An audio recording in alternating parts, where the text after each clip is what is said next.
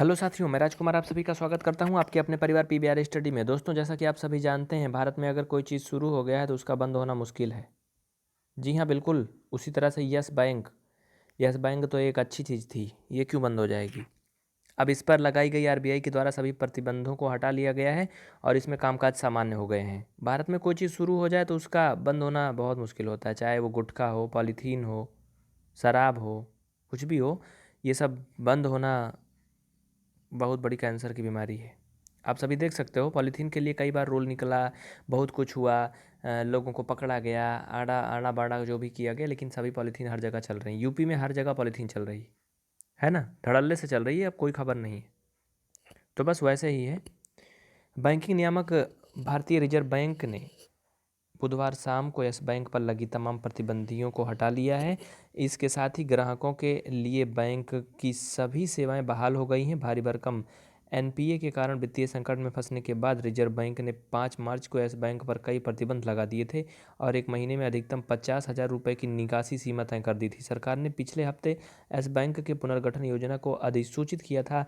Yes bank ने tweet किया, हमारी बैंक सेवाएं फिर से परिचालन में आ गई हैं और आप हमारी सेवाओं का लाभ उठा सकते हैं।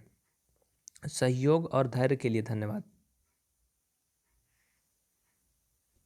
और इतना ही नहीं, इस समय इस बैंक की जो शाखाएं हैं उन्हें थोड़ा एक्स्ट्रा टाइम के लिए खोला जा रहा है, जैसे सुबह 8:30 बजे ही शाखाएं खुल जा रही हैं।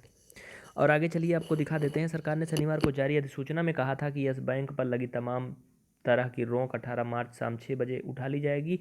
यस बैंक ने ट्वीट करके कहा था, हम 18 मार्च 2020 को शाम 6 बजे से अपनी सभी बैंकिंग सेवाएं शुरू कर देंगे। 19 मार्च 2020 को आप हमारी देश भर में फैली 1132 शाखाओं में से किसी भी शाखा में जा सकते हैं और हमारी तमाम सेवाओं का लाभ उठा सकते हैं। भारी भरकम एनपीए से जूझ रहे एस बैंक को पटरी पर लाने के लिए पुनर्गठन योजना के तहत एसबीआई 3 साल तक बैंक में अपनी हिस्सेदारी 26% से कम नहीं कर सकता। बात समझ गए ना?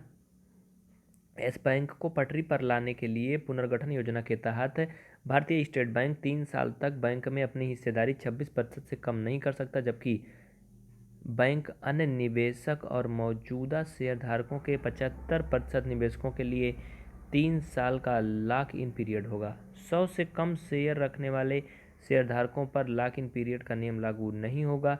एस बैंक ने कहा है कि उसके लिए सबसे बड़े एकल निवेशक मधु कपूर यानी कि संस्थापक और चेयरमैन अशोक कपूर की विधवा मधु कपूर जो हैं वो संस्थापक और चेयरमैन अशोक कपूर की विधवा हैं, ने बैंक में अतिरिक्त 25 लाख शेयर गिरवी रख दिए हैं। ये शेयर 6 मार्च को आरबीआई द्वारा प्रतिबंध लगाने के अगले दिन HSBC invest director financial services India के हाथों गिरवी रखे गए हैं। इसके बाद बैंक में उनके 3 लाख शेयर गिरवी रखे जाने से बचे हुए हैं।